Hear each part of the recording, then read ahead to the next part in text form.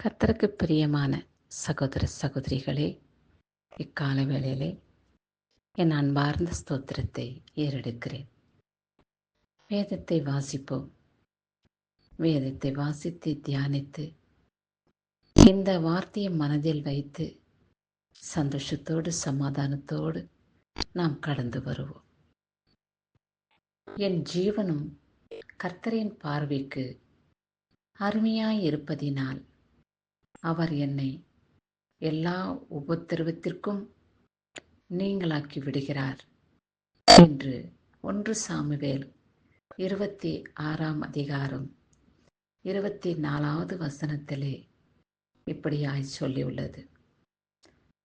அருமையானவர்களே, நம்மை கர்த்தர் இரவு நேரத்திலே அயர்ந்த நித்திரையை கொடுத்து நம்மளை சுற்றிலும் தெய்வ தூதருக்கு காவலாளியாய் இருந்து எந்த தீங்கும் நம்மளை துக்கப்படுத்தாதபடி இக்கால வேளையை எழுந்து அவரை துதிக்கும்படியான பாக்கியத்தை கொடுத்திருக்கிறார். இந்த நாளையும் கூட ஆயுசு நாட்களாக நமக்கும் நம் குடும்பத்திற்கும் அவர் அருளின தயவுக்காக அவரை நன்றியோடு கூட ஸ்தோத்திரிப்போம். எத்தனையோ சமயங்களிலே நமக்கு நேரிடும் உபத்திரவங்கள், வேதனைகள், துக்கங்கள், துயரங்கள், சரீர பலவீனங்கள், பொல்லாத மனிதர்களுடைய சஞ்சலங்கள் நம்மளை வேதனைப்படுத்தும் போது நாம் நினைக்கிறோம், என் தேவனே, இதோ என்னை உருவாக்கின கர்த்தாவே, என்னுடைய ஜீவனை நீர் எடுத்துக்கொள்ளும்.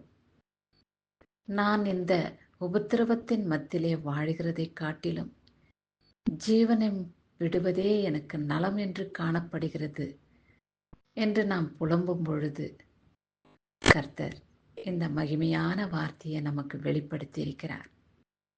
உன்னுடைய ஜீவன் எனக்கு அருமையாய் காணப்படுகிறது.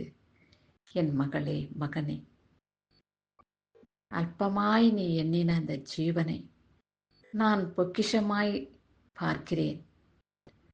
அந்த ஜீவனை நான் எடுத்துக்கொள்ள மனதில்லை. இன்னும் எனக்கு செய்ய வேண்டிய செயல்பாடுகள் அதிகமாய் உள்ளது. ஆனபடியினாலே எந்த நோக்கத்தோடு நான் உன்னை இந்த பூமியிலே உருவாக்கினேனோ, இந்த பூமிக்கு நான் உன்னை அனுப்பினேனோ, அந்த நோக்கத்தை, என்னுடைய சித்தத்தை நீ நிறைவேற்றவே உனக்கு ஜீவனை கொடுத்திருக்கிறேன். இதோ மனுஷனாய் நாம் வாழ்ந்து வரும்பொழுது எத்தனையோ விதமான உபத்திரவங்கள் நம்மை சூழ்ந்து கொண்டாலும், இருள் நம்மை சிக்கி கொண்டாலும், கர்த்தருடைய வார்த்தை நம்மளை தேற்றுகிறதல்லவா?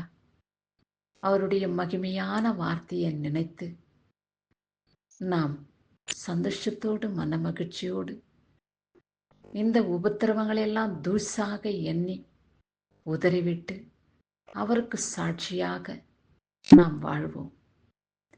இந்த வார்த்தையை சொல்லுகிறது யார் என்றால், ஆடுகளை மேய்த்து கொண்டிருந்த தாவீது தான் ராஜாவாக நியமிக்கப்பட்டார் அல்லவா? கர்த்தரால் அபிஷேகம் பண்ணப்பட்டார் அல்லவா? அவர்தான் இந்த வார்த்தையை சொல்லி இருக்கிறார். இதோ தன் மாமனாராகிய சவுல் பார்வையிலே அவர் ஒளிந்து ஒளிந்து பயந்து பயந்து வாழ்கிறார். சவுல் இதோ தாவீதனுடைய உயிரை எடுக்க சுற்றி திரிகிறான். அந்த ஜீவனை பொருட்டாக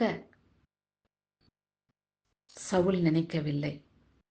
தாவீது சொல்லுகிறார், இதோ உன்னுடைய பார்வையிலே என்னுடைய ஜீவன் அலட்சியமாக காணப்பட்டாலும் கர்த்தர் பார்வையிலே என்னுடைய ஜீவன் அருமையாய் காணப்படுகிறபடியினாலே உன்னுடைய கை என் மேல் பொல்லாப்பாய் எடுப்பதில்லை என்று அவர் தைரியத்தோடு ராஜாவுக்கு பதில் கொடுக்கிறார்.